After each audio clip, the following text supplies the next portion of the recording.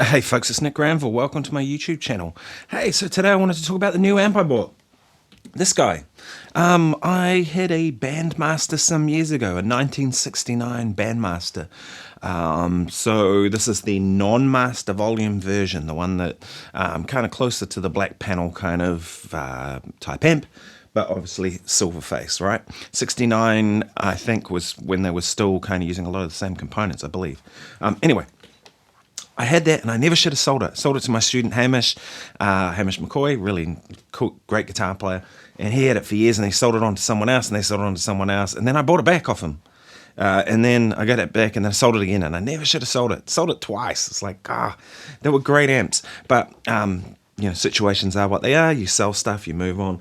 But when this one came up, I was like, I had to jump on it. You know what I mean? I didn't really have the money, but I had a little bit of savings aside. I've been putting away a little bit of money from gigs, and that's something that all musicians should do. Put a little bit of money away for a rainy day when something like this pops up that you need. Do you know what I mean?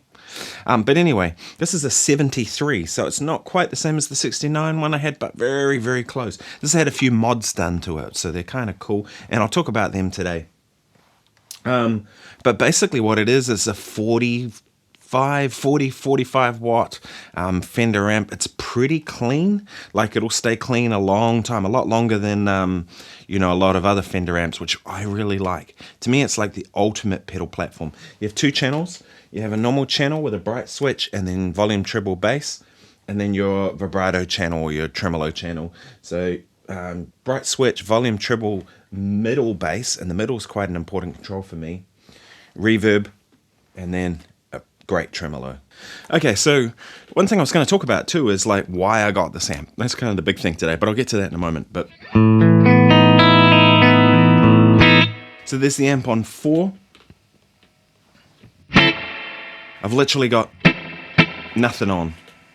No effects, no nothing, just straight into the amp. I'm running through my pedal board, but it's off. Now this amp has had some mods done to it, which are kind of cool. On the intensity on the tremolo channel, hear that click?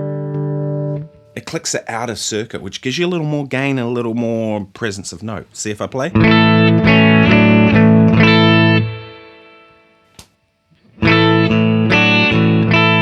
Notice the volume went down as soon as I put that tremolo in, so you can take it out of the circuit. That's kind of a cool mod. This also, for some reason, when the tremolo's down, the intensity's down below 8, it has no sound. Maybe it's got some fault with it. And the tremolo's on a foot switch. It's got the original foot switch.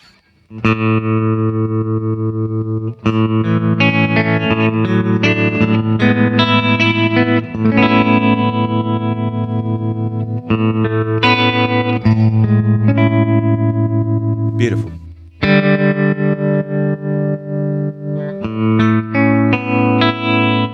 So it goes pretty slow, so I think that's been modded.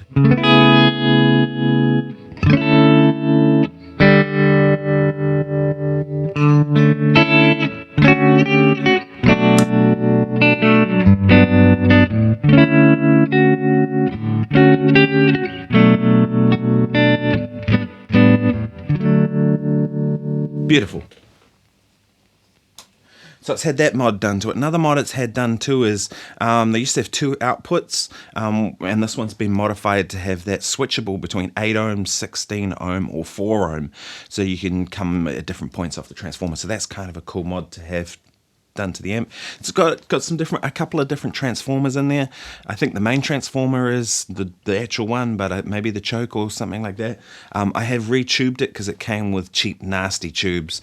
When you get it for this price, it's sort of, the guy was like, yeah, I'm not giving you the good tubes. I was like, okay. It's got this cool reverb.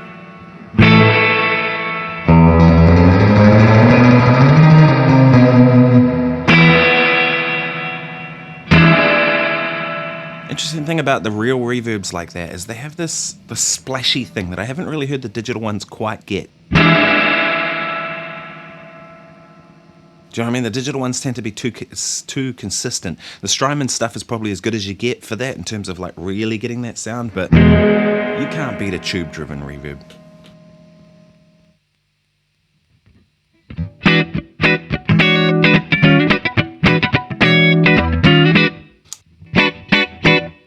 But it sounds like a black panel Fender. That's the sound. I'm going to go into the normal channel now.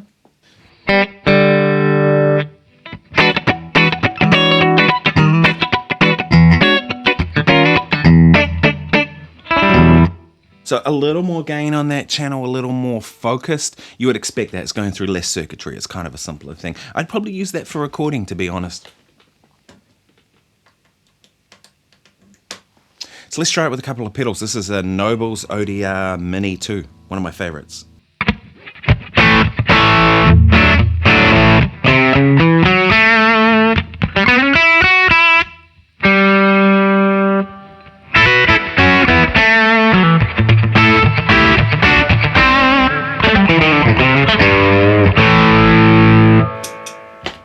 This is the Dude, which is what you heard on the intro.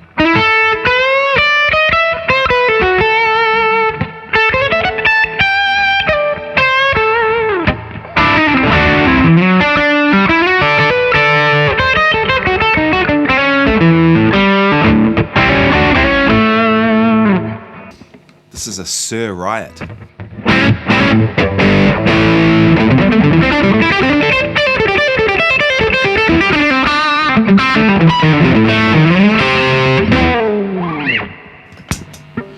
The Nobels and the Suhr Riot and some reverb on the VP4 and some delay.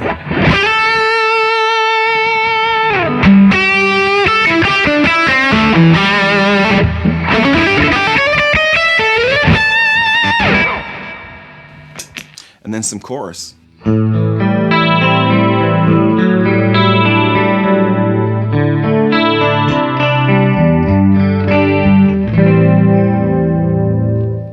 So the big question, why buy this in 2026? You know, it's a classic style of amplifier.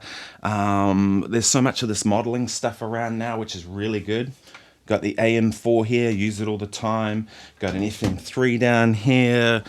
I got a Boss amp and cab that I use as my backup. You know, there's all these different options. Like, why buy an amp? I've got 2 amp heads here, plus I've got 2 combo amps, which I take out to gigs sometimes. For me, I'm a studio musician. This is what I do. I do recordings for people all the time. Like I'm often recording on film soundtracks and jingles and albums. Although there's less of that work now than there used to be, there's still some around for players like me who've kind of been established, right, for a while. So for me, having an amp head is kind of really, really crucial, because I can have a cabinet in the room next door. I just got a little 112 speaker in there, which is a Jensen P12N, which I really like. And then I'm just running this into it, so I can have the amp next to me. I can have a client here, they can be talking to me, or on Zoom, which I do quite a bit. And then I can be dialing in guitar tones. Now the thing is, this amp has a sort of black panel Fender sound, right? Like it's pretty close to that. Silver panel, but it's that kind of thing, right? Which is mid-scooped. And as you'll notice, I've turned the mid-range up a bit, because I find that kind of really helps to just make it a little fuller. It's not quite so bright and bottom, if you know what I mean. But I find that's the Fendery black panel kind of tone. And then I have my other little MPC, which is more of a tweed Princeton type sound, right? Or a deluxe type sound. And then of course I've got my Bassman and my deluxe. So I use both tools, right? The modeling and the real thing. I don't think the real thing is better than modeling in some instances, and vice versa. I don't get why people think it has to be one or the other, right? If you use modeling, you only use modeling, or you only use amps, you only use amps. Use whatever gets the job done. That's always been my philosophy, right? And so for me, like, I do jazz stuff, I do blues stuff, I do rock and pop and funk and soul. I do a lot of different music, some classical on occasion. To me, when I play jazz stuff, I want to use a real amp. And I know the modeling can get the job done, and it does. But I feel like when I'm playing jazz, it's more I don't know, it's an acoustic kind of, in some ways, acoustic kind of vibe. So to me, it's kind of like I want more of that, right? And there are just times when the amp is just does the job, right? But if I'm doing anything rock or pop, well, I'm going to use the Fractal. If I'm doing anything where it's late at night, I'm going to use the Fractal. If I'm doing anything where I'm traveling, I'm going to use the Fractal. So to me, it's like, use the tool for the job. And so for me, an amp head like this is super useful for recording. This amp, will I take it out to gigs? Not really. I'd rather take my Bassman or my Deluxe or even the Fractal. Any one of those. So to me, this is a studio amplifier, so I'll have it here. I might take it out to the occasional gig. You know, if I have a gig where it's like, it feels like I want the more black panel kind of Fender sound rather than the tweed sound, which is what I usually go for. But, you know, much of a much. This would sound really cool through a 4x12 cab too. Maybe I should do that and get someone to rent a 4x12 cab backline, and then I can crank the shit out of that through it. That'd be fun. But yeah, so that to me, it's a studio tool. So that's why I bought it. And I bought it like if it's anything jazz or even like blues-ish kind of stuff, I'll probably use that. Or my little MPC, which is like the Princeton Tweed Deluxe, right? It's more tweed sound. I use pedals into them. I'll use stuff in the Fractal. Yeah, if it's something I need to do super quick, then I wouldn't even bother with an amp. I just do it with the Fractal, and that's kind of how it goes. So for me, that's kind of my philosophy on it, and that's why I bought this vintage Fender amp. Hey, drop me a comment and let me know what you think. Do you like the sound of it? Do you think I should? Do you think I've made a good purchase, or did I waste my money? Yeah, let me know in the comments. The other thing too is thank you very much to everyone who subscribes. My channel's just hit 20,000 subscribers.